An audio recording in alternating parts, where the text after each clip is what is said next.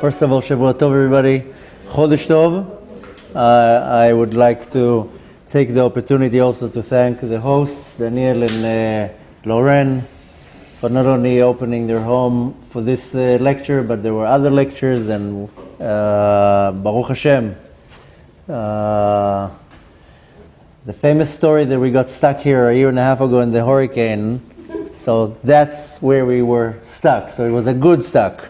So Baruch Hashem, thank you so much for opening your home and organizing such a beautiful night.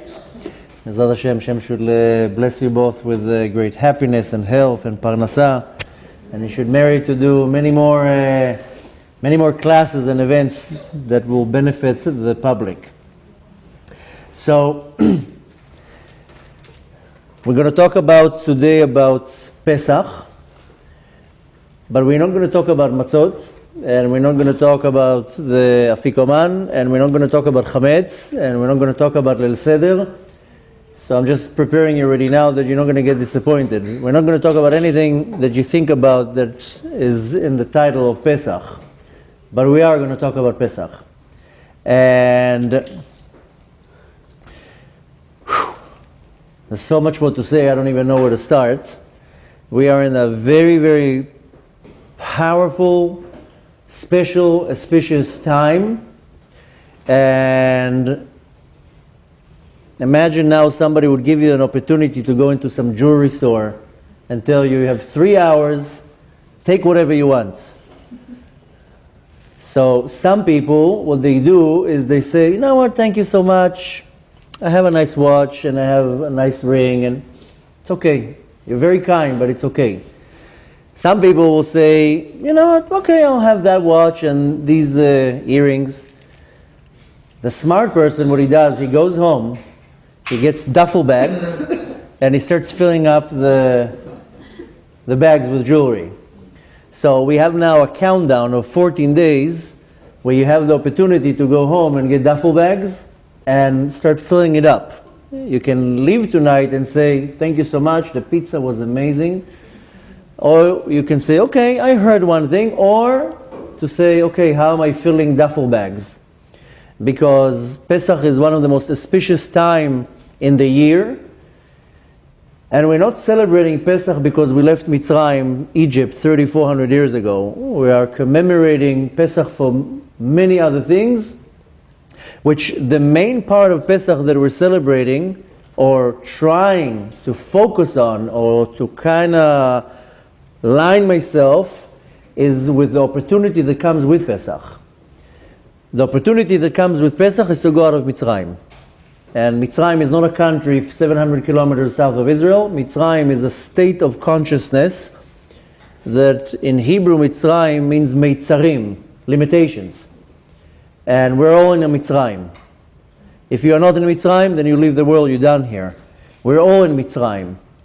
That's why we start the Haggadah by saying, Avadim ha'inu leparov le'mitzrayim, but we say ha'inu, we were. It's not, we don't say our forefathers were slaves in Mitzrayim. We say we are slaves in Mitzrayim. And again, we're going to mention the word Mitzrayim a few times tonight. Do not try to imagine in your mind a country of Egypt, south of Israel. Mitzrayim is a state of limitation. Mitzrayim comes from the word in Hebrew meitzar. Meitzar is something that limits me, and I have to go out of Mitzrayim. That's why in our Torah, almost any prayer or any time we learn Torah or do any mitzvah, we say Zecher Letziat Mitzrayim, to commemorate going out of Mitzrayim, because my entire existence is to go out of my Mitzrayim. And Pesach is the time that gives me this power. And everybody is stuck in some type of a Mitzrayim that they have to go out from. And if a person doesn't understand that he's in Mitzrayim, he or she, then that's how severe the Mitzrayim is. And we have 2 weeks to prepare for the opportunity. If you take it the right way, then comes the night of Pesach and you're ready to receive this blessing, to receive this godly light. Now we're starting the month of Nissan. We celebrated Rosh Chodesh today. And the month of Nissan in general, the entire month, is a month when there's the power or the energy of being renewed, and especially in my soul. Everything needs to be renewed. Sometimes you're looking at your closet, you're saying all these clothes are old, I want to renew my entire closet. Fashion changes, whatever, the clothes are old. Constantly we want to replenish or renew something. Same thing with my soul. The soul also needs to be renewed. Pesach is the time when we renew the neshama. And the reality is, this is something many don't realize, but our reality constantly renews itself. We might look at the same thing every day, and we might live in the same body for years, but my reality is being renewed every second. Because the Kadosh Baruch Hu recreates the world constantly. So our reality is being renewed all the time. Just sometimes it's under our nose and we don't even noticing. And the main part of any type of something new is in the month of Nissan. The other time in the year is Tishrei. These are the 2 times in the year where I have the opportunity to reset, or what they call now in our generation, go back to factory setting and then start again, to completely reset the system. Now, since I'm able to renew my soul, or the energy of my soul, then I first have to understand what is a soul. You know, most people don't even know what it means, a soul. You tell them a soul, they imagine like maybe a Casper, like, ooh, like. For the ones who don't know what Casper, it's like a cartoon of this little spirit that is cute and is... So people don't really relate with what... actually, I got the attention of the kid. So most people are not familiar or aware what it means, a soul. So we have to understand what is a soul. And not only that, where does the soul go to? I mean, I have a soul in my body, but my soul is eternal. It comes from somewhere. It's going somewhere. And as I've been mentioning in so many different classes, and sometimes it might sound like I repeat myself, but for me it's like banging a nail into the wall. You don't bang it in one shot. You have to bang it over and over and over. And in many lectures I will present a question that everybody has to ask themselves is, are you aware what is your purpose in life? And if you don't know what's your purpose in life, you are in big trouble. And don't think for 1 second you have one purpose. You can have 50 purposes, and you can have a purpose from now for 3 years, and then you move to a completely different place in your life, you start a new purpose. But that's a question you have to ask yourself on a daily basis. What is my purpose, and am I fulfilling my purpose? So it all has to do with my neshama, with my soul. And when I want to understand what is a soul, so I go back to our sages, and our sages explain that my soul is a chelek Eloka mimal, a piece of Hashem from above. What does that mean? I don't know. A piece of Hashem. Okay, so I'm a piece of Hashem. Great. Well, it didn't tell me anything right now. If a person wants to understand what it means a soul, then our sages give a parable. Imagine a mountain, and you chisel a piece out of the mountain and comes out a little stone. So this is what it means that my soul is a piece of God. Like as if a piece was taken out of God. God is the main part. I am a little piece that came out like a little stone. This is a chelek, a piece of Hashem. Chelek Eloka. Now, the mountain is, so to say, in this parable, Hashem, and the piece is my soul. Of course, there are many, many pieces. Now, a person that is able to reach to a place where he understands, and not only understands, receives the level of neshama, which I spoke about it on Thursday in the class about reincarnations, the different levels of our soul. But when a person is able to reach to this level of neshama and understand that, then this person goes from a place of limitation, what we call gvul, to en gvul, to a place of infinite, with no boundaries and no limitations. Only when I receive the level of neshama. That's why I said most people, they don't even operate in the level of nefesh. So we have to understand, first of all, what means a soul, and how do I reveal the soul. Why? So I will go from a state of limitation to a state that I'm spiritually, emotionally, and physically free. And a state of limitation, by the way, just to have a clear definition, in our generation, they call it in a different way. They call it addiction. And everybody's addicted to something, and usually people are addicted to 20 things. We had a long discussion this afternoon about it. And again, very, very important, don't think I'm trying to hurt anybody or make a joke or that it will sound that I'm minimizing somebody's problem. I'm just trying to create the awareness of what's going on. Some people, their addictions are severe, drugs, alcohol, gambling, whatever it is. Some people, their addictions is very, very basic things. They're addicted to cigarettes, they're addicted to coffee, they're addicted to chocolates, they're addicted to their phone, to their car, to Facebook, to nonsense, to Netflix, you name it. When I can't not function with something, then I'm addicted to it. I mean, a lot of people don't want to hear the word addiction. So we'll call it now, to make it soother on the ear, a limitation. Now, there are other types of things that I'm limited to, not only physical things. A person can have a problem with anger, and that's his limitation. He doesn't know how to control his anger. That's a state of limitation. I can be very judgmental. I can be extremely jealous. I can be sad. Whatever it is, that's a state of limitation, because I don't know how to control myself. So when I'm talking about a state of limitation, it can be many different things. But I need to reveal my soul, because if my soul is revealed, I will never be in any state of limitation. I will be free. That's my purpose. Not the purpose, but one of the goals that I want to do is to be able to reveal my soul, to be able to take it from a state of gvul, of something that is limited, to something that is free and limitless. Now, this is one of my jobs to do here, and I need to be able to bring the soul back to its original state, which means I have to first look into what is the original state of my soul, and then bring it back to it. And that requires a lot of work. This is not something that takes right away, but when I'm able to do that, that's what will bring me my true happiness and my true pleasure. Because, agree with it or not, we are creatures that constantly looking for pleasure. That's how we created. Don't try to change it, because that's how we are. Now, our nature, our soul's nature, is to get pleasure from God, not from anything physical. But we will constantly look for pleasures. And, of course, everybody wants to be happy. I don't know people that are by deliberately trying to be not happy. The sad reality is that I don't know how to find pleasure in my life. I don't know how to find happiness in my life. So I go to instant gratifications, thinking that will give me happiness and fulfillment. But I need to bring myself to a point that I'm able to derive pleasure and happiness in my life from my soul, not from anything else. Now,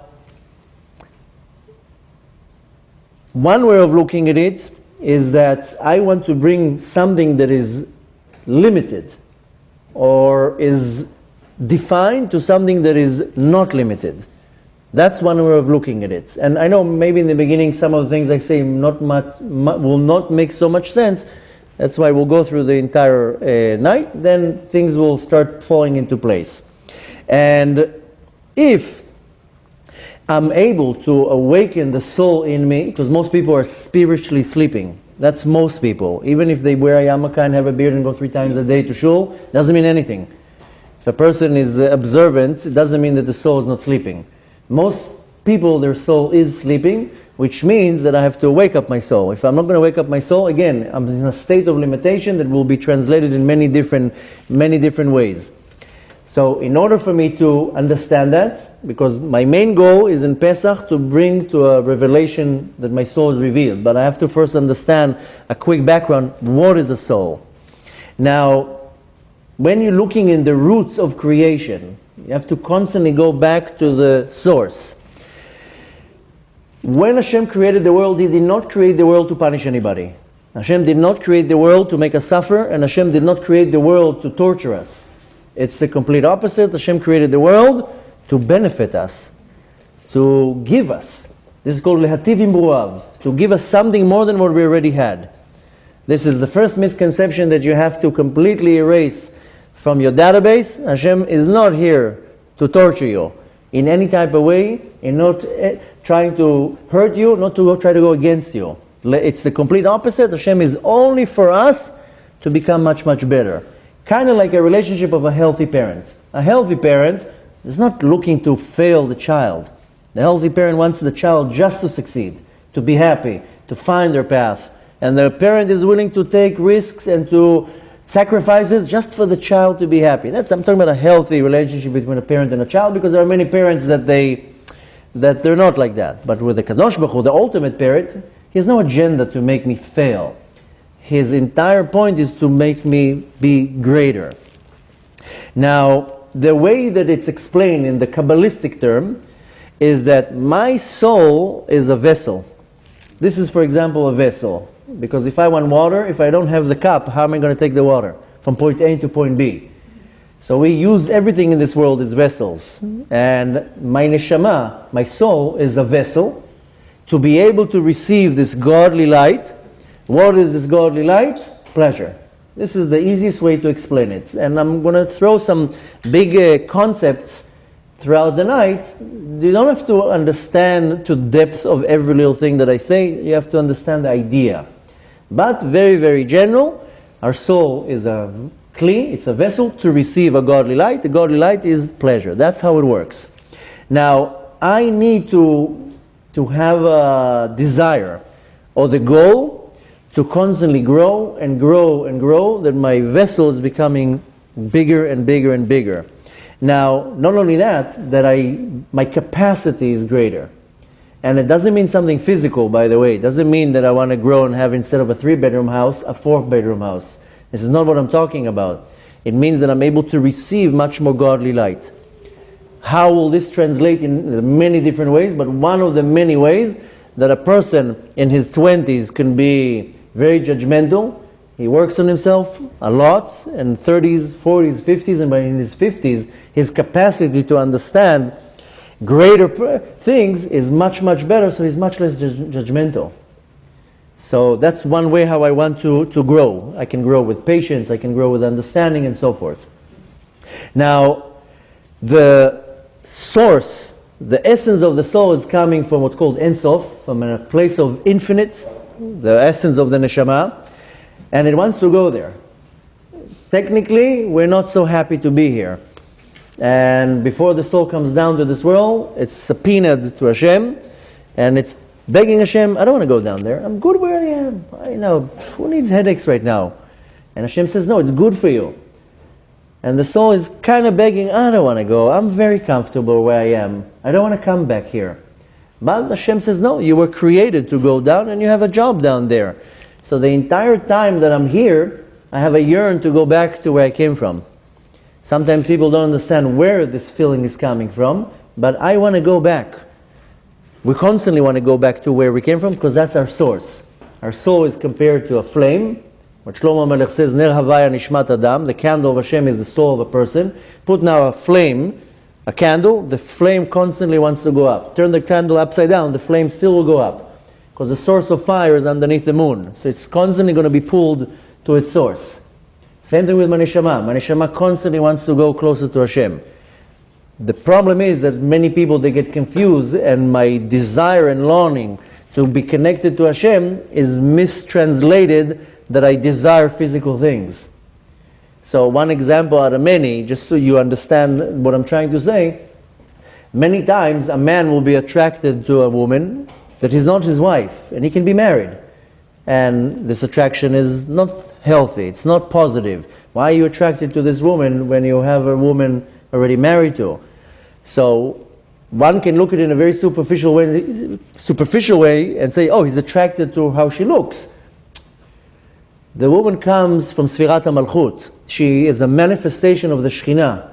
The man recognizes this spark of the Shekhinah in the woman. He's drawn to the Shekhinah, not to the woman. His neshama has some type of an awakening, and he wants to be close to the Shekhinah. So it's translated that he's attracted to the woman. He even understands it, that he's attracted to the woman. So the neshama is being like magneted to something kadosh, to something holy. So this is one example out of many, that sometimes we don't understand what I'm being drawn to. I can be drawn to a certain drink. And specifically, I like this drink and a person likes that drink. There's a reason why I'm pulled to this drink. That's why when a man and a woman meet in a healthy way, when there's attraction, it means the souls, they recognize each other, so they want to come closer. There's a spiritual attraction. So I need to understand that constantly I want to go back to my source, which is Ein Sof. This is the infinite light of Hashem. And if I will get to a point that I reach to my root, that's how I will have satisfaction. We think that I will have satisfaction if I made $1 million, or if I was able to build something, or to achieve a great achievement in sports, or whatever it is.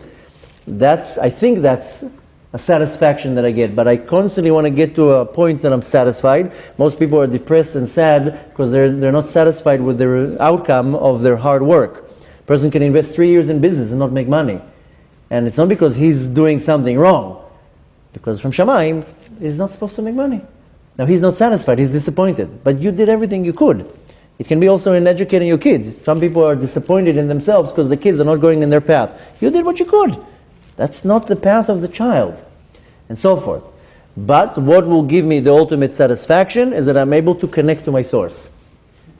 Once I'm connected to my source, that's when I will receive the ultimate satisfaction, and nothing has to do with anything physical. Now, how do I connect with my source?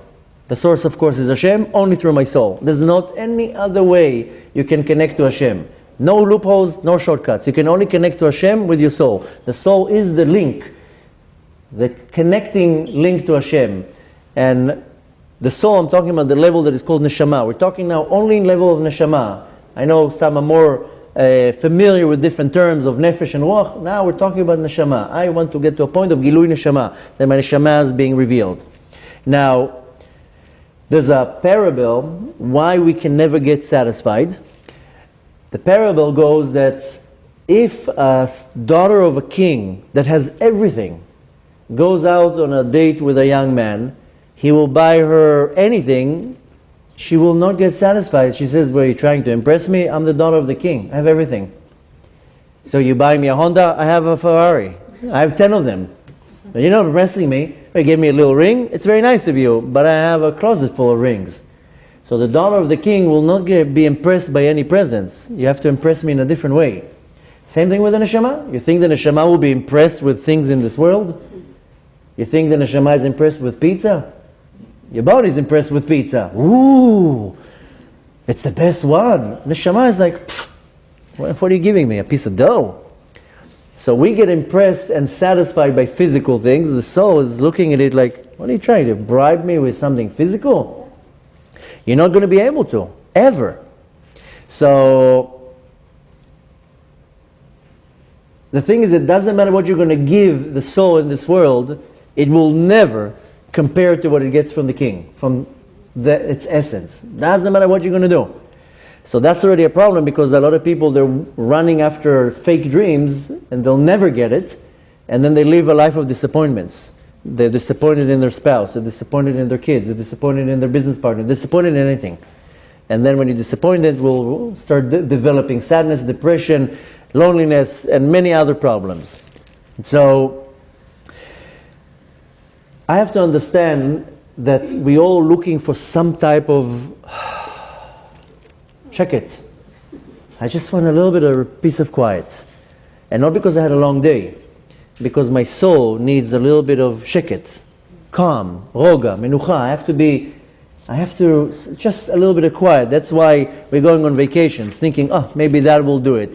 And then I get a bad flight, bad hotel room, the food stinks, everything is wrong, the hotel was...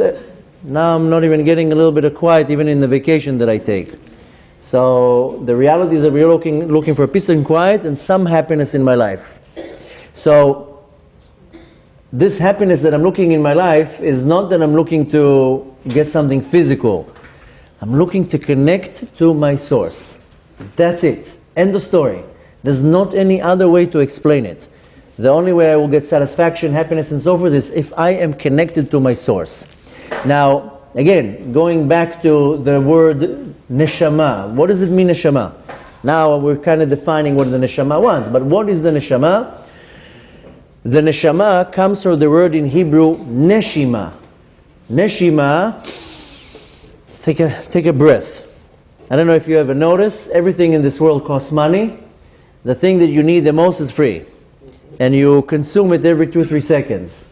Oy vayvoy, if we get to the day they're going to start charging you for breaths.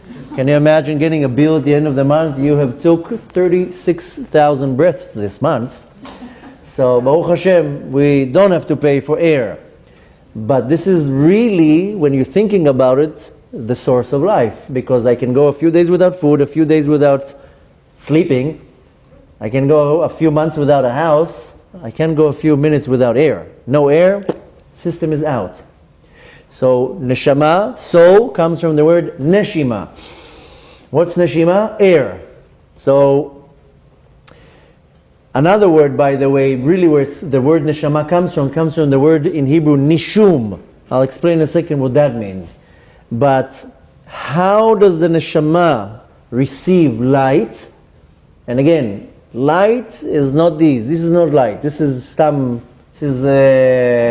not the light that I'm talking about. A lot of times when you talk about light, people think that it's referring to a light bulb.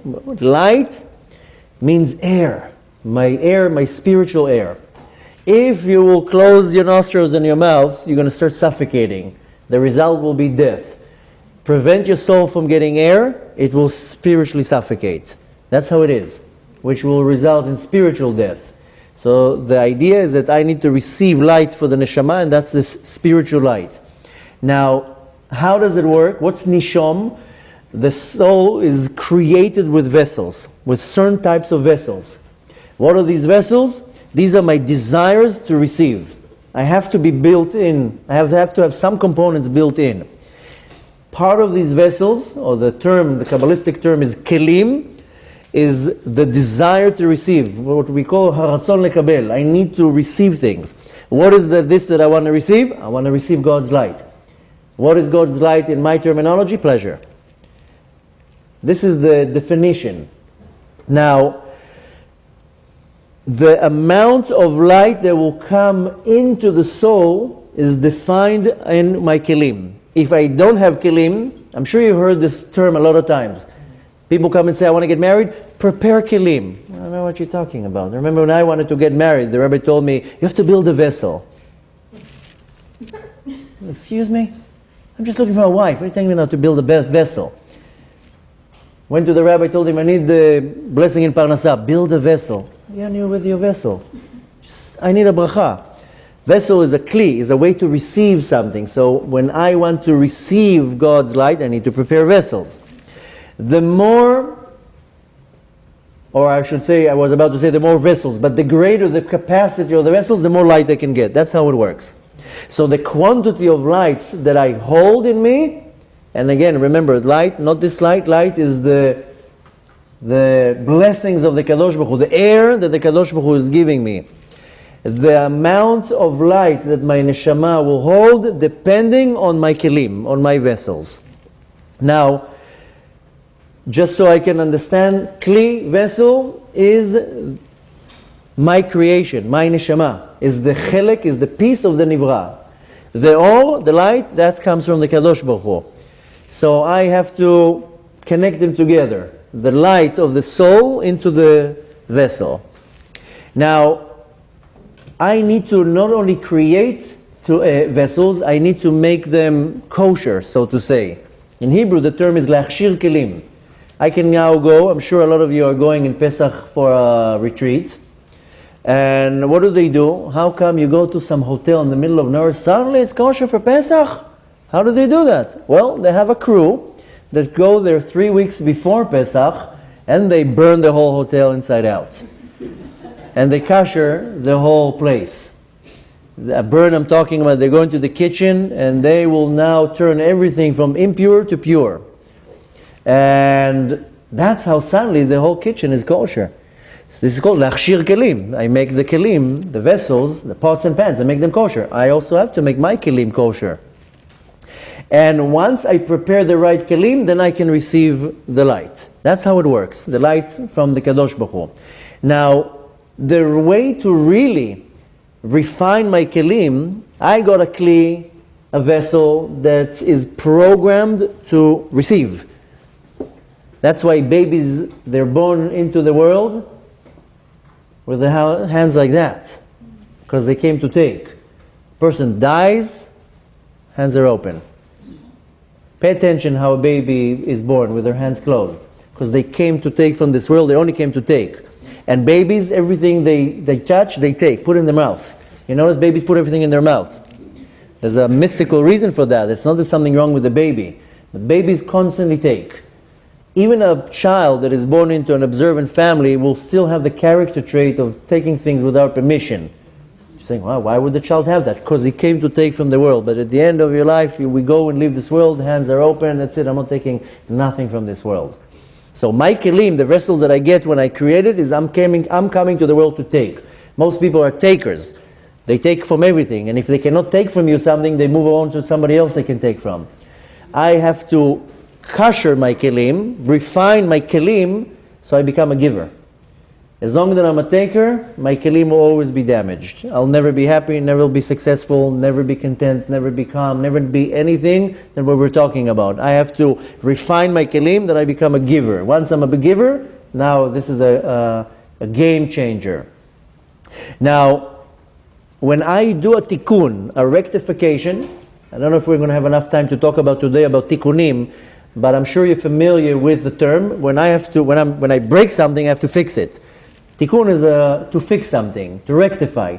When I do a tikkun, and a tikkun can be from sins that I did in this world, from sins that I did in previous worlds, and sometimes the tikkun that I came to do has nothing to do with me. Sometimes I came to this world to rectify something that somebody else damaged, but I was chosen to do it. And I can't agree or disagree. So, when I do a tikkun, any type of a tikkun, then I will receive this godly light in 5 levels. Nefesh, Ruach, Neshama, Chaya Yechida. That's how it works. These are the 5 levels of the soul.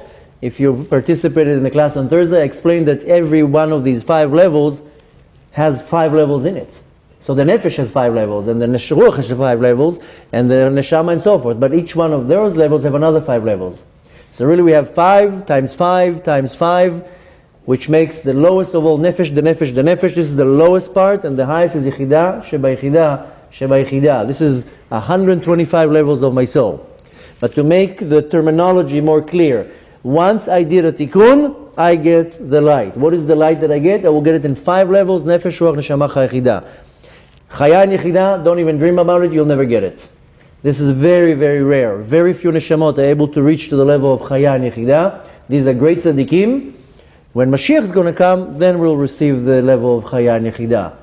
But there are tzaddikim in our generation that can bring themselves up to a level of Chaya and Yechida. We are working in Nefesh, Ruach, Neshama, and not to blow the wind out of your sails, most people in this world don't even have the level of Nefesh because of the severe sins that they do. They don't even have even the level of, they didn't even do one tikkun to receive the level of Nefesh. They're still working and fixing their kelim. Don't get discouraged. I'm just saying the definition, because some people, they live in some fantasy that they think they're in a much higher level than what they are, which is a big mistake. That's why Hashem causes us in many times to sin. Because sometimes I feel that I'm so amazing, then I elevate myself, I hold myself in such a high level. Now I look at the world like I'm a tzaddik, and everybody are this big. So the Kadosh Baruch Hu will crush me, says, you're not a tzaddik, you're far away from that. And how do I see that? That I fail in a big sin, and I come to my own conclusion, and who am I kidding? I'm still in a kindergarten level. But that's just Hashem trying to tell me, you're not that great. Don't have some ego trip that you're such a tzaddik because you did 17 mitzvot today. And sometimes people, they do a lot of mitzvot. They wake up in the morning, 3 hours into the day, they already prayed, learned Torah, helped people. They turned the whole world upside down, which is amazing. As long as you stay humble and saying, okay, I'm doing all this because Hashem is allowing me to do this. Once I get an ounce of ego, then the Kadosh Baruch Hu will turn it around, make me sin, so I can have a reality check and says, all my mitzvot are this big right now because I'm still sinning. So, once I receive a tikkun, That's when I receive this light, and how I told you, this is something important to remember, I will receive it in 5 levels. Nefesh, Ruach, Neshama, Chaya, Yechidah. Now, in the beginning, the Kadosh Baruch Hu created one soul. We spoke a lot about what I'm talking about also on Thursday and on Friday, on Tuesday, but I know there's a lot of new people. But in the beginning, the Kadosh Baruch Hu created one soul, the soul of Adam HaRishon. And what did he do? He created a body, and then he took the soul, Vayipach bo nishmat chaim. He blew the soul into the body of Adam HaRishon. Vayipach bo means that he blew it in, like you blow air into a balloon. Adam HaRishon was made from sand.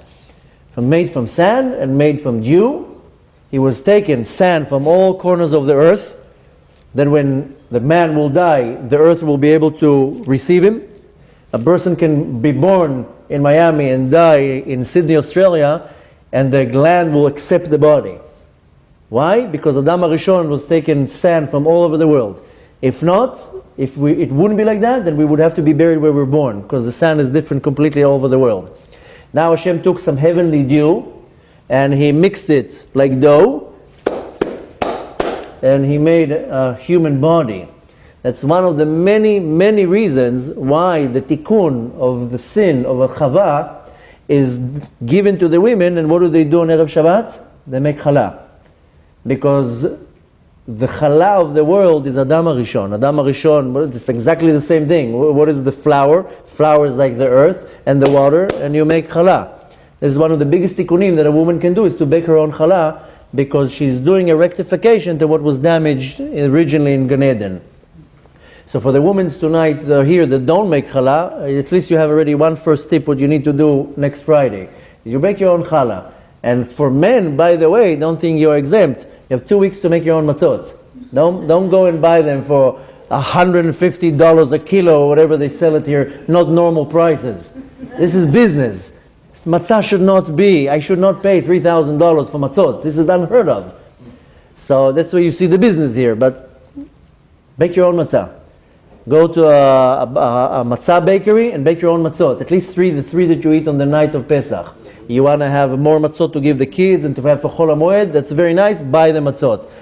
You want to do the same tikkun, you have now the opportunity, and you bake your own matzah. I'm sure there's a matzah bakery somewhere in South Florida that you can find yourself where to go and bake your own matzah. You'll see your Pesach is completely different when you do your own matzot.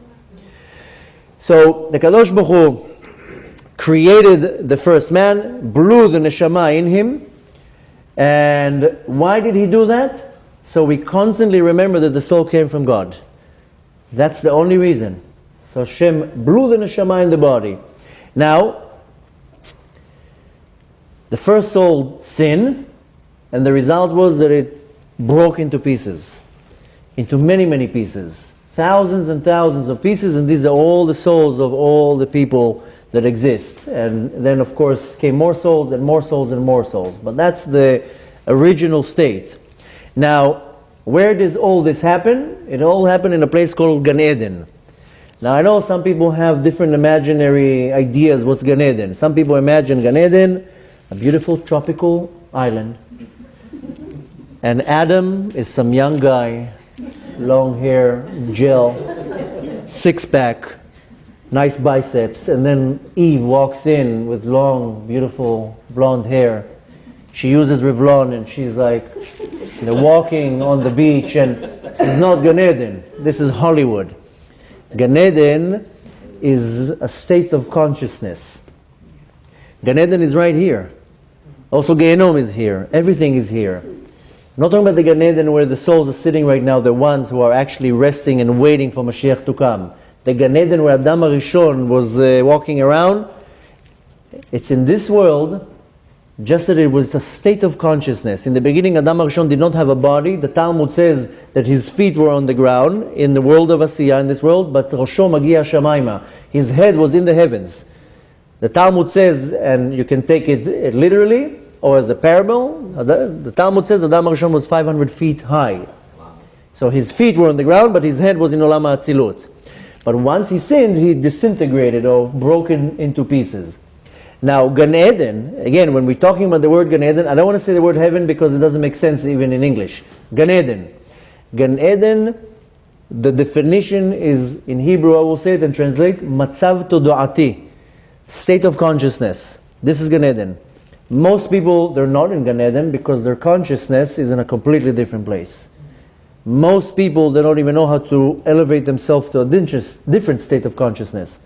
But Gan Eden is, again, a state of awareness, of consciousness. Adam HaRishon, why did he see God everywhere? Because there wasn't any blemish. The kelim, the vessels that he had, were not damaged. He was able to see Hashem. And to see everything in creation in a form of elokut, of godliness. Once he sinned, vessels are broken, he can't see Hashem anymore. So, each and every one of us can go into Gan Eden like that. All it takes is a little bit of hard work, and we can go into Gan Eden in this world. There are some tzaddikim that they're tasting Gan Eden in this world. But this is a hard level to reach. Don't think that you can take a pill and be in Gan Eden. Some people take pills and they're thinking they're in Gan Eden. But if I want to be in Gan Eden, all I need to do is what is required for me. Is it easy? Not at all. But if I will do what is required, I will get into Gan Eden. And again, state of consciousness. And I can be in Gan Eden in this world. And there are tzaddikim that they reach to that level. Why? To show us that it's doable. Now, if you remember,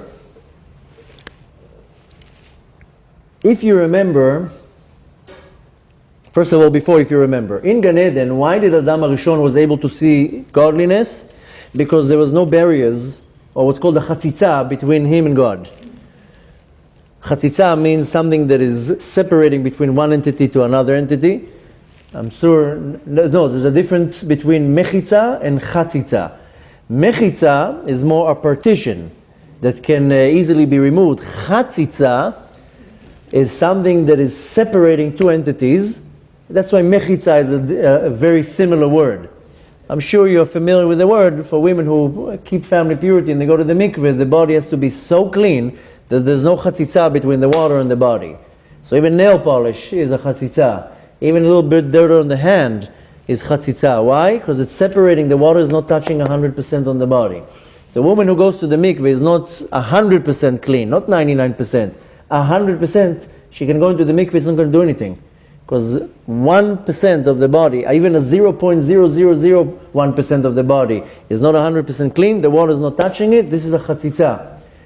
Between Adam HaRishon and Kadosh Baruch Hu, there was no chatzitzot in Gan Eden. So he was able to see Hashem. The reason why I don't see Hashem, because there's all these chatzitzot. Remove that, you'll see the Kadosh Baruch Hu. Now, how do I do that? Today we're getting a manual. How to see Hashem. Now is not the time to explain. I'm sure some of you are familiar with the 10 Sfirot.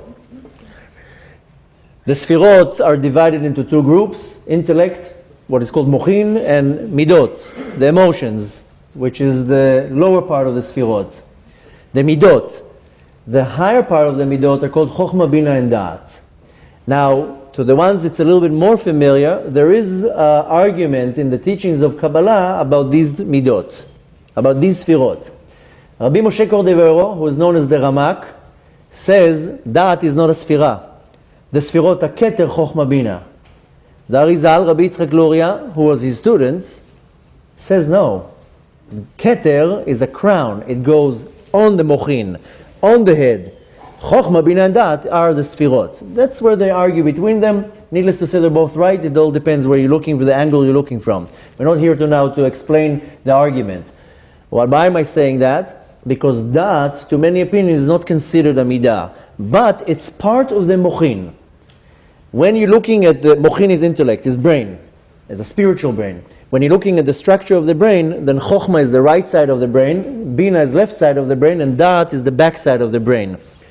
In our generation, a lot of people are aware, especially when it comes to addictions, because we're talking about addictions and limitations, most of the addictions are coming from the subconscious. If a person knows how to decode the subconscious, the da'at, no addiction. One example out of many, this is not now the time to talk about it, but I did promise many people, and I will make a whole course about how you re-decode the dot, how you get rid of addictions. Because when I became observant 18 years ago, minus 2 weeks, I was addicted to anything that existed in this world. From big things to small things. And one by one, I dropped them. Because it's all in the back of your mind. It's all in the dot. One example out of many, I was an extremely heavy smoker. I used to smoke 3 packs a day of cigarettes. Like an average Israeli.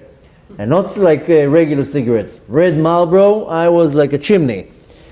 And I quit like that. Miraculous story. Maybe later we'll have time, I'll tell you how.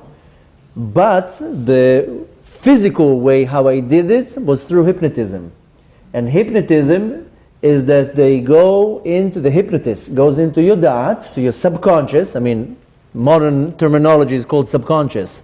You have conscious and subconscious, which is very funny because, but anyways, I'll tell you once the story. But the idea is to go to the subconscious, to the dot, and to recode it. We are programmed in the world to do certain things. I think that I need to do something.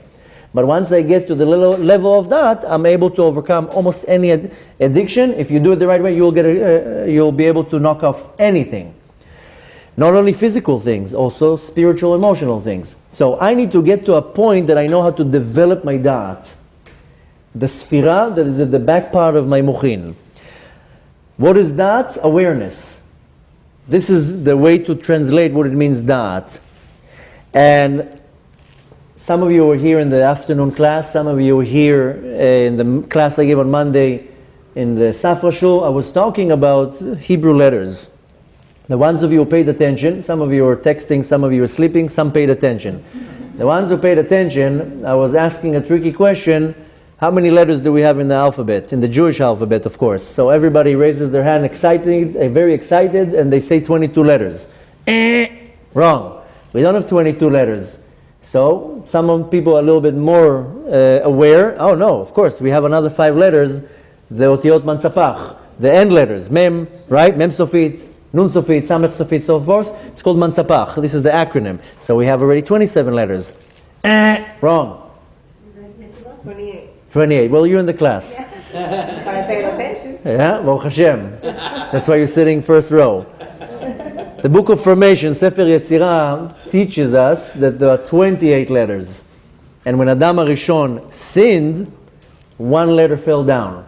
The 28th letter is called Da'at. Very soon Mashiach is going to come, we're going to get back the letter. So A, we're going to have a whole new letter in our vocabulary. Which, can you imagine how much information we're missing because we're missing a letter? But more than that, the Da'at, the letter that fell down, that is what Adam HaRishon damaged. That's why it's called Chet Etz HaDa'at, the tree of knowledge. So this is where English is not the language to learn Torah. Because Etz HaDa'at does not mean the tree of knowledge. This is an American invention. Etz HaDa'at, it's the tree of Da'at. Awareness, not knowledge. Knowledge is totally different than Da'at and awareness. So when you want to learn Torah, don't learn it in English. Learn Hebrew and then learn Torah. Because then you find yourself with a lot of mistakes. And I know a lot of people say, well, I can learn Hebrew now. So, you know my famous analogy. If I would offer you now $1 million a month job with the condition that you have to learn a language, you would learn that language very fast to get the $1 million a month job. So Hashem tells you, you want to be a good Jew, learn Hebrew. That's how you learn Torah. You don't learn Torah in translations. No offense. Again, if you don't know Hebrew, don't get discouraged and definitely don't get hurt by my words. I'm just saying, that's where you want to strive to. Now, if your level is to do it in your language or in English, good. But don't settle. Don't say, that's it, I know how to read English and that's where I'm staying. Work on it and develop it that you are learning Hebrew. I'm apologizing. Don't take my words if my words are sharp and strong. I'm not trying to hurt anybody. A lot of people say, what, now my Torah is worthless because I'm learning in English? Chas v'shalom. Strive to learn Hebrew. Even if you learn 1 pasuk a day, 1 sentence a day, you want to slowly transform that you're praying in Hebrew, not in English. So you start with learning Shema Yisrael in Hebrew, then you work on your Tfilat Shmona Esrei in Hebrew, slowly, even if it takes you 10 years. It doesn't matter, but that's the way to do it. So, the da'at, this awareness, That's what was damaged at the time of Chet Etz Hadat. Now, how do I get connected to this da'at? I told you it's not information. That's why tree of knowledge is a wrong definition. Knowledge you acquire. You sit now on your tuchus in front of a book, you acquire a lot of information. This is not da'at. I can sit now in front of the internet or in a library or university and I will get a lot of information. If I have a good memory, I'll remember all this information. Da'at is that the sechel becomes part of me. It becomes part of my existence. This is a very big difference than knowledge, than awareness. I want the Torah to become part of me, that I'm aware of it. V'yadata et Hashem Elokecha. You have to know Hashem. Now what does it mean to know? What, am I going to go on a dating site with Hashem and then I know Him? No, that I develop my awareness, that I'm aware of Hashem. No, I don't know Him. We have two places in the Torah that it uses the word da'at. Da'at Hashem Elokecha. And we say every time, what do we say when we open the ark? Ata haro'et ala da'at ki Hashem hu Elokim. This is what we want to focus on. Now, what is the da'at that I need to look for? The Torah will show me. There's no inventions and no shortcuts. Any source that will distort the reality and turn it away from the Torah, that's your red flag. Some people go to different organizations, different places, different books, anything that will take you away from the Torah. That's your sign that it's not the emet. And many people will show you something that will look 99% like the truth. That's the nachash. That's the serpent. And I said that many times, the nachash that we're talking about, the serpent, is not some little spaghetti coming into Gan Eden with a tongue flicking out. The nachash is a certain negative power. We're going to talk about him now. The snake will show you 99% truth and distort the truth. You have to be aware enough to say, if it's taking me away from the Torah, or it's not parallel from the Torah, it's not emet. Then you move away. And in our generation, the nachash is so sophisticated, he will come with so many sophisticated ways. You have to be very aware that you're not falling for the trap of the nachash. Now, what is the da'at? How am I going to receive this da'at? Only the Torah. There's no any other way. There's no shortcuts. Only the Torah. A lot of people look at the Torah, I don't want to be dressed a certain way. I don't want to eat a certain diet. I don't want to do certain things. But that's the only way. There's no shortcuts. Now, like I told you, there are two places in the Torah that is talking about da'at. The first one is V'yadata et Hashem Elokecha. Then the verse ends with Ki Hashem hu Elokim. Hashem, it's talking about Yud Kei Vav Kei. Yud Kei Vav Kei is the power of creation in the universe. But Hashem hu Elokim. Elokim is the numerical value of 86. 86 is the same numerical value of the word Teva, nature. We look at nature and we perceive it as nature. We see trees, we see a sky, we see animals. Some people even say, it's my nature. Can you understand the foolishness of somebody saying it's my nature? Why are you getting upset? It's my nature. No, it's not. There's no such a thing even. So, nature that we see around us, we perceive it as nature, but the Torah comes and tells you, Hashem hu Elokim. The Teva is Hashem. That's how you start developing the da'at. Most people do not understand that Hashem is hu Elokim. That's why the next verse that we say in the Torah, specifically when we open the ark, Ata, you haro'et al da'at, you were able to reveal the da'at. What? Ki Hashem hu Elokim. Your purpose in life, for what we're talking here, is to reveal that Hashem hu Elokim. That's why in Yom Kippur, what do we scream it towards the end of Yom Kippur? Hashem hu Elokim. 7 times we scream that. That's the purpose. Now, when we want to look how to find my neshama, the only way to find my neshama, and like I told you, if you do not or did not find your neshama yet, then you'll never reach to your purpose. Tonight we want to get to information, how do I find my neshama? Once I reveal that Hashem hu Elokim, my neshama is revealed. End of story. So now we're going to talk a little bit about how do I get to a point. What does it mean Hashem hu Elokim? Elokim, hold on, if you don't mind, questions at the end. Elokim is the only name of Hashem that is plural. if you notice, look at all Hashem's names. Shin Daled Yud, Aleph Daled Nun Yud, Yud Kei Vav Kei, all the names of Hashem. And I'm not talking about the 72 holy names, I'm talking about Hashem's 10 names. The 10 names that cannot be erased. Elokim is the only name of Hashem that is plural. What's called Ribui. Ribui, multiplying, multiplying, multiplying. I know people take the theory of the Big Bang. There was one cell and then it became two. And then the two cells, each one became two, so we have four and so forth. Which is, not that I'm supporting the Big Bang theory, but in the beginning there was only one. It was only Hashem. When He manifested Himself to the level of Elokim, then Elokim is to multiply, so it started multiplying and multiplying and multiplying. This is called Ribui. Ribui is that I have many. The power that is creating everything in this world, this is called Yud Kei Vav Kei, Havaya, to create. Yud Kei Vav Kei can be broken in Haya, Hoveh, V'Hiyeh, was, is, will be, past, present, future. This is the power, Korach HaMe'aveh, the power that creates. Without this power, nothing will exist. But nevertheless, I'm not aware of it, I don't see it, and I can't relate with it. I can't relate with something that is above time, even if I will try to. Doesn't matter how much you'll try to, doesn't matter how genius you are. You will never relate with something that is above time, because we are bound into time. So, the power that is creating the world, Yud Kei Vav Kei. Elokim is what is covering this power, and it has the ability to multiply and multiply. That's why you know how many flowers are in nature? Gazillions. How many fish are in the nature? Why don't we have one fish? There's billions of fish. There's billions of flies. Billions of whatever you want. There's billions of everything. Why? Because this is called Ribui, and it will always continue. But Havaya, Yud Kei Vav Kei is only one. Shem Echad U'Shmo Echad. Now, En Od Milvado, there is nothing but Hashem. I know people like saying that, and people put it on bumper stickers, and En Od Milvado, and you want to reach to a point that you know what you're saying. I know it's a very nice term to say En Od Milvado. En Milvado means there's nothing but Him.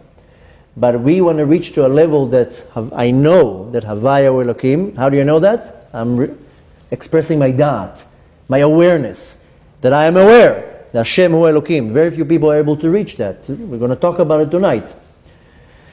And I need to understand when I say En Od Milvado, there is nothing else but Hashem. What does it really mean?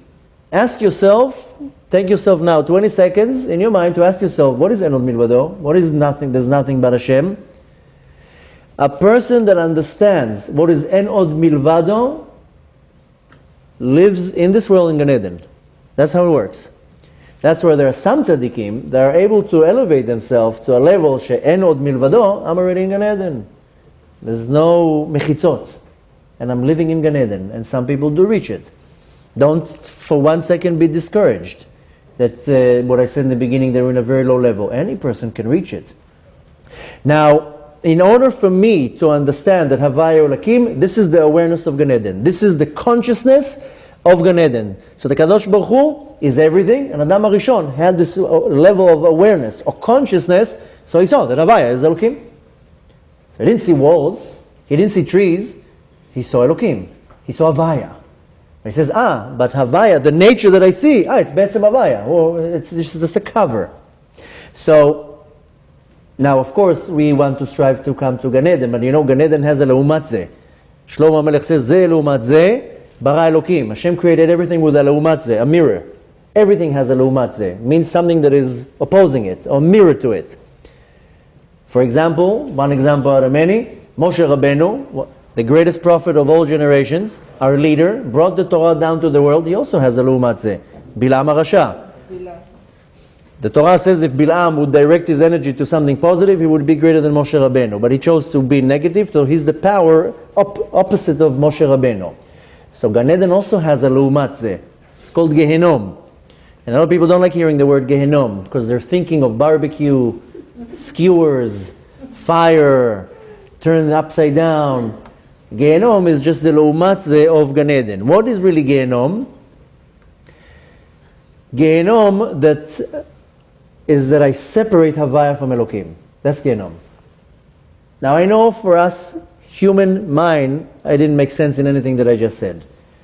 But the state of Gehenom is that I separated Yud Yud Ke Vav Ke, Havaya from Elokim, so I live in a consciousness of Gehenom. That's why we all live in Gehenom, by the way. Gehenom is here. This is not some furnace in the heavens.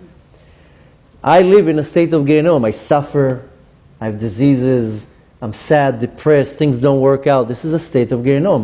Why? Because I separate Havaya from Elokim. Connect Havaya with Elokim, you live in Gan Eden. In this world. That's mainly our focus. Very soon Mashiach is going to come. This is what we're going to see. We're going to see that Havaya hu Elokim, right? And we're going to live in this world. Neshamot begufim. Souls in bodies. But we'll be able to see it. That's after thousands of years of tikkun.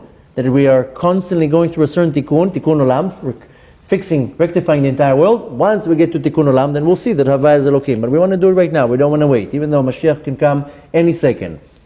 Now what is really Gehenom? Again, this is not a furnace. Somewhere in Shamayim or skewer that they put you on the shish kebab. Gehenom is that there's no chayut. There's no life force. That I lost the source, the connection of the chayut. Hashem, of course. How is it translated in this world? Yesurim. Hardship. You choose which hardships you relate with. Everybody has hardships. Everybody. I'm not talking about hard chips. I know that's how it sounds. Hardships. Suffering. People suffering in the financial department severely. People suffer in the health department. People suffer in many different ways. This is Gehenom. What is Gehenom? No chayut. No connection to the Or Ein Sof. I'm disconnected from the source of light. I will suffer. That's how it is. Now, another way of defining Gehenom is emptiness. That I run after something that doesn't exist. That's the majority of most people. They run after something that we'll never get. So constantly they're running after emptiness. They're looking in a certain relationship, it will never work, that relationship. Move on. Certain business, it will never work. Move on. Something happens in this world, people lose a loved one, they can't let go. Let go. Move on. Move on. It will never. You can't bring them back. Running after something empty, that's another form of Gehenom. Now,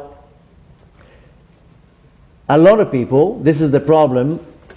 The thing is that everything that I say, don't take it in a personal, hurtful way that I'm trying to hurt anybody. I'm trying just to bring people to a certain state of awareness.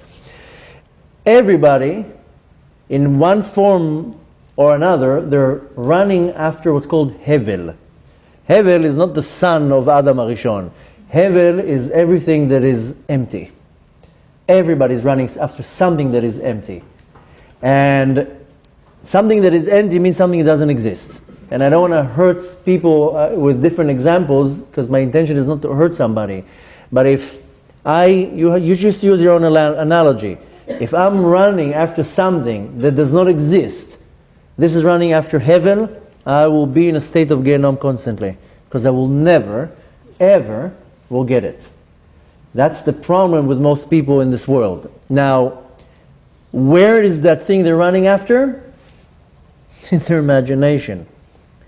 In Israel, it's a little bit more common to say about a person. In English, it won't work well, the term, but in Hebrew it says a person that chai b'dimyonot. He's living in some imaginary world. And it's not I'm talking about that somebody's just dreaming on something. Dimyonot, that what I go after is a dimayon. It's a hallucination, not something doesn't exist. That's a very dangerous situation. And we turn to imagine things. And again, take everything that I'm saying. If you're smart, you're taking notes. If not, it's recorded. You're going to see the rerun. But you have to constantly, every word that I'm saying.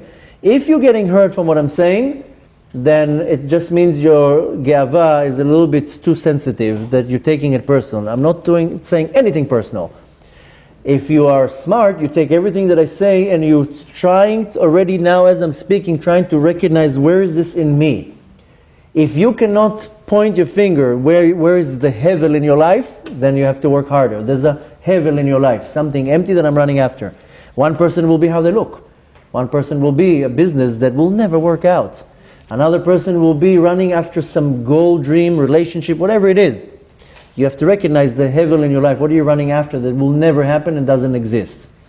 Now, most people, will suffer because they're running after something that doesn't exist. And sometimes there is a situation and it will not change. Or it will change after a very long time. This is part of the tikkun. But if you think you have the ability to change it, this is running after something that is empty. And again, it can go to many different directions. Some people, unfortunately, they have a very severe disease. And it's suffering for the whole family. And the parent can suffer because the child has a disease. But the disease will not go so fast away.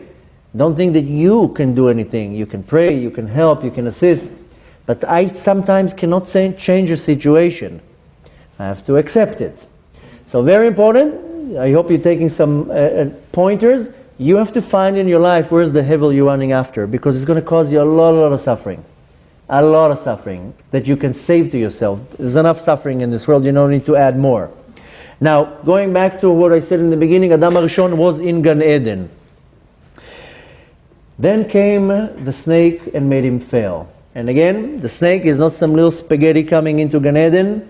The snake is an evil force that the intention of the snake is to disregard Hashem, to go against Hashem.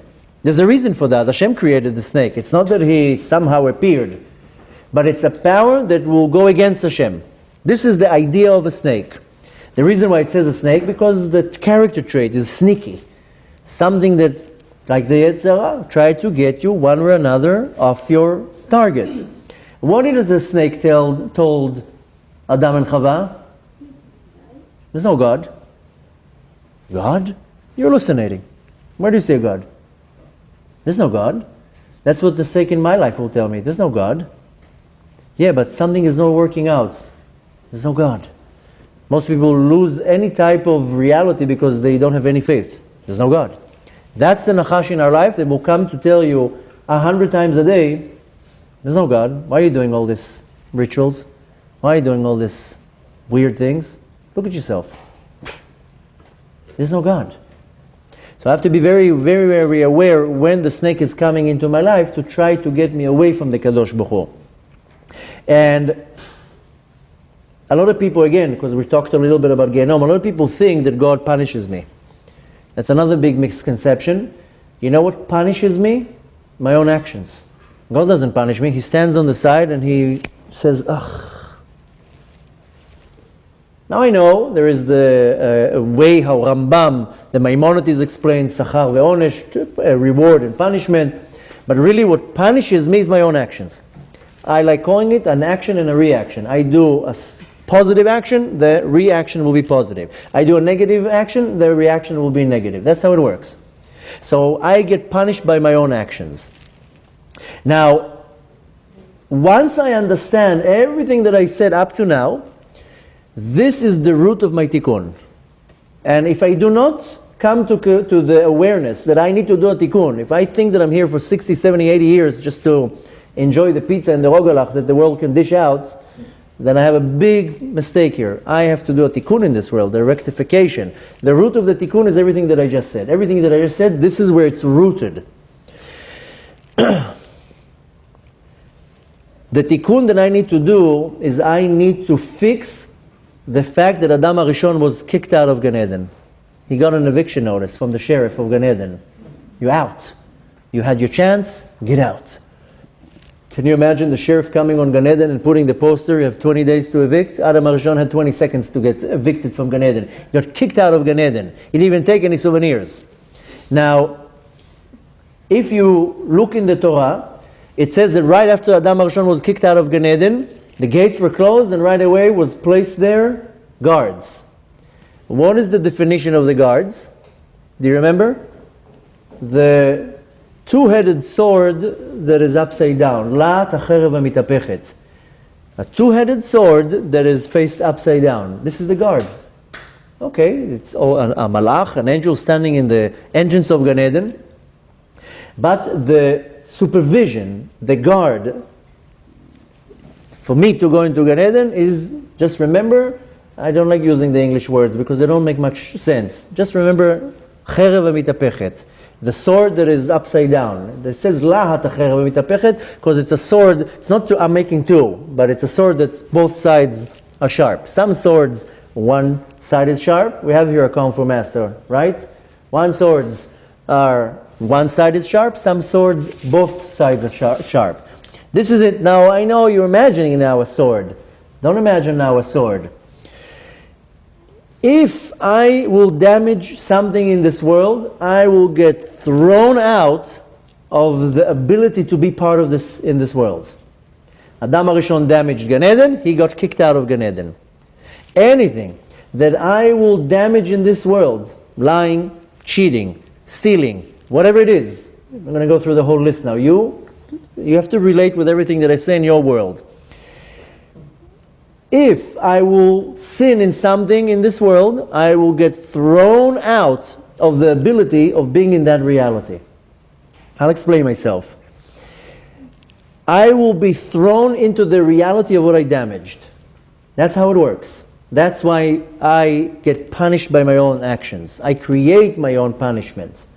Everything that I say I will explain. I know now you're like, what? So I'll say it again. When I damage something in this world, if I lie, I damage something. If I cheat, I damage something. I say lashon hara, I slander, I damaged. We damaged all day long. I will get thrown into the place where I damaged. What does it mean? If I damaged unity, where will I get thrown into? To a place of disunity. Adam HaRishon damaged Gan Eden, place of unity. He was thrown out of Gan Eden to a place of disunity, to this world. There's no unity in this world. Everything is separated. There's no such thing that a person feels unity in this world. Everything is separated. I'm here, you're there. Everything is separated from me. I'm not united with anything. The only thing that I'm united with, that I still don't have the data to understand, is my soul. My nefesh is united with my body. I can't pull out the nefesh out of the body. But this is the place, the world is called the world of klipot. Klipa is something that will separate one entity from another. It's called the world of klipot, the world of separation. The world above is the world of unity. There are worlds, I'm not talking right now the physical world. We know of many spiritual worlds. The worlds that we are most familiar with are the world of Asiyah, Yetzirah, Bria, Atzilut, Adam Kadmon. There are worlds above that, Olam HaNikudim, Olam HaYichudim. There are so many different worlds. Adam HaRishon damaged unity. He was thrown out of Gan Eden, a place of unity, into a place of disunity. So I have to be extremely, extremely cautious with anything that I deal with that is material. This is the first key. Anything that is materialistic, I have to be very careful how I deal with it, because I have a very good chance to damage in it. I can use the material to elevate, and I can use the material to damage. Now, my awareness is drawn to the material. My awareness is not drawn to anything spiritual. And when I'm drawn to something physical, into the material, I'm in danger by this material. And when I'm drawn to something physical, then I forget that there's a Yud Kei Vav Kei. I separate Elokim from Havaya. I don't remember that there's God right now. If I'm now lusting something, I have a desire for something, right now I'm drawn to the material, then there's no Havaya right now. There's no Elokim. Completely out. So my awareness is constantly going to go after the material. That's how it works. Now, the great tikkun, I'm going to say a definition and then explains, because some people will get it wrong. Hatikun haklali, the general rectification, and the reason why I'm saying that, because many say, oh, you're talking about the tikkun haklali of Rabbi Nachman. No, right now I'm not talking about that. I'm talking about the general tikkun of the world. Tikkun olam. It's called the tikkun haklali. There's a reason why the tikkun of Rabbi Nachman is called tikkun klali. But right now I'm talking about in a broad way. The tikkun haklali is that I have to annul the upside down sword, the cherev mitapechet, because then I have access into Gan Eden. I don't have access into Gan Eden. I have to annul the sword, and then I will get access to Gan Eden. Now, what is this sword? Why is it called the upside down sword? Because all my life is full of upside downs, what's called tahapuchot. I don't see the reality how it is. I don't see the truth that is the truth. I see the lie as the truth. It's called tahapuchot. Everything is upside down. Needless to say that my life is full of upside downs. Constantly I'm upside down. Most people are not balanced the right way. So I have to annul the upside downs, the sword that is upside down. And if I remember in everything in my life that is a challenge, that there's a Havaya, then I know the challenges. Most people cannot deal with the challenge because they are so overwhelmed with the challenge, so they forgot that there's a Yud Kei Vav Kei.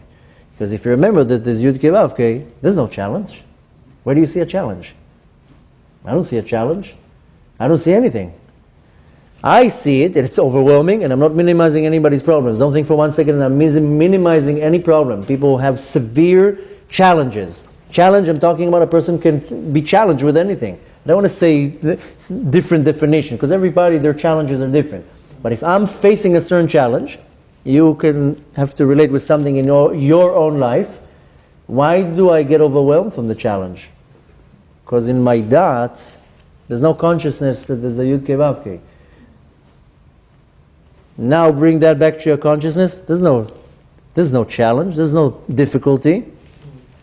So when I bring back Yud Kei Vav Kei to the system, I go out of the test. That's the way to go out of it. I mean, maybe I use a different word instead of challenge, test, because people take things as, oh, this is a nisayon. Of course everything is a nisayon. Your entire day is a nisayon, is a test. There's not one point of the day that is not a nisayon. I use the word challenge, we can use the word test. When I bring to myself to the awareness that Havaya hu Elokim, there's no nisayon, I don't see anything. And that's how I annul the cherev mitapechet. No tapuchot. Tapuchot is like a challenge. Then I annul it. What would be the result?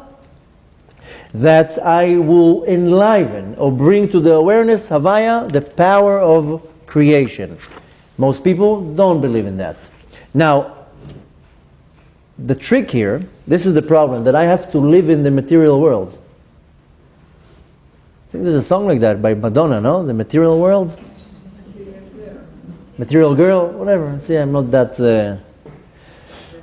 But we live in the material world. I have to live in the material world. I cannot seclude myself from the material world. I cannot go to some, I don't know, a mountain somewhere.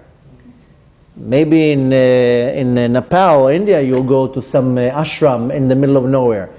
Yeshivas are not on mountains. I don't know if you noticed. Yeshivot are in big cities. Can't go out of the material world. I am in the material world. So how am I not going to be pulled into the material world? Can you imagine living in the material world without being pulled into it? That's what I need to do. So I need to be in the material world, just now, don't get pulled into it. How do you do that? I have to completely change how I look at life. How do I change how I look at life? Because don't forget that we are born into a certain reality. Take now a group of kids, put them on a deserted island, program them completely different. They're not going to see the world how we see it. We see the world because that's how we're programmed to see the world. Have you ever noticed that if you put on a table a few carrots and then put on the table a lollipop, now bring a 3-year-old. The 3-year-old will go to the lollipop or to the carrots? Go to the lollipop. Why? Take now this experiment that I told you, and put a bunch of kids, babies, on a deserted island and never show them lollipops, just show them carrots, just give them carrots, and then years to come later put them in front of a lollipop, they don't even touch it. It's all how we are fed. We are fed in this world, we are fed into the lies, and it all goes into my subconscious, and then my subconscious is feeding me all these messages. You're driving in the car and all you see is messages, and it's registered in your subconscious. You don't even notice thing. Everywhere you go, screenshots. You're taking constantly screenshots of everything that you see.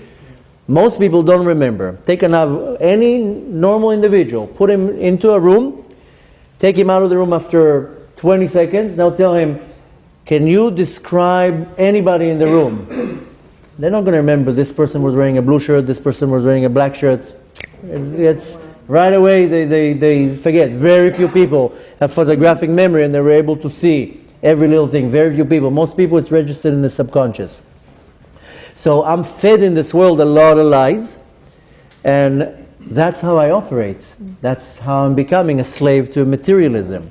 Now I have to completely change how I look at life. Most people, they have some type of a program in their mind, and they will never change how they think. And I'm going to give you one example out of many, and I don't want to give too many examples because some people get offended or they get very,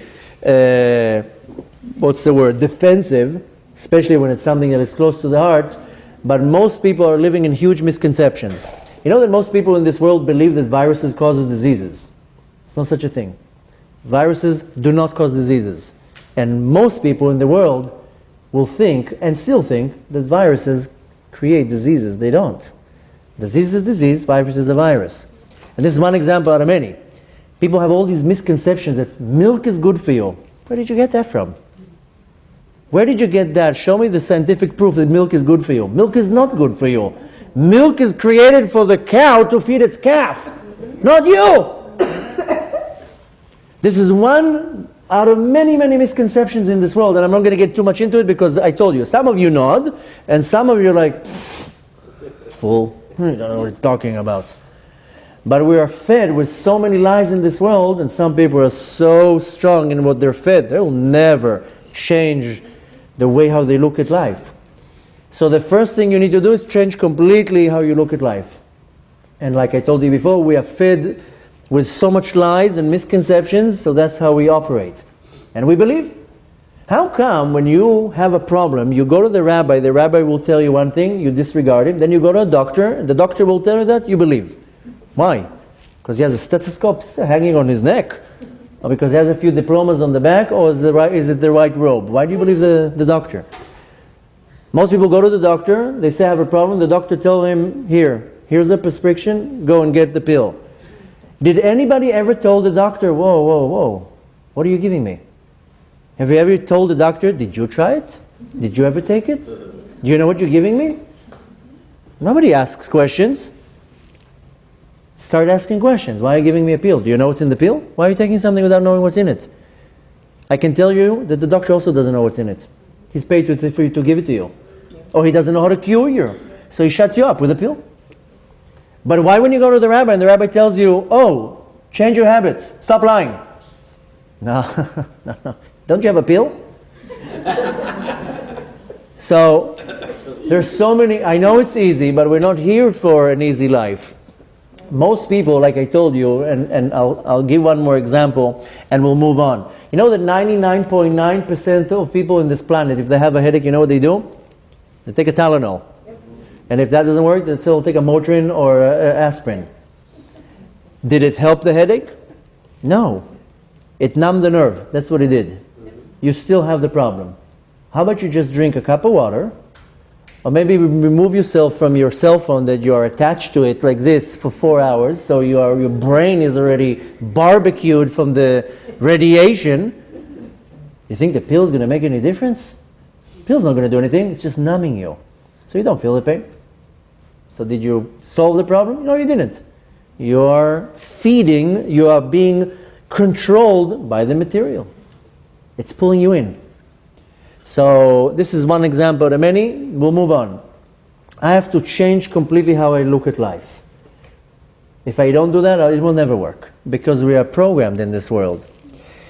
Now, we came to this world to bring back the concept of Havaya Elokim. This is the theme of tonight. This is what you need to go home. How do I connect back that Havaya Hu Elokim, Hashem Hu Elokim? Now, what is the problem? Is that the material is disturbing me. Because between Havaya and Elokim, there's the material world, the Chomer. So that's disturbing me to see that Havaya is Elokim. That's the problem. Now, how do I do it? That I need to overcome my weaknesses, my desires, and my lust to the material. I call it material, Chomer.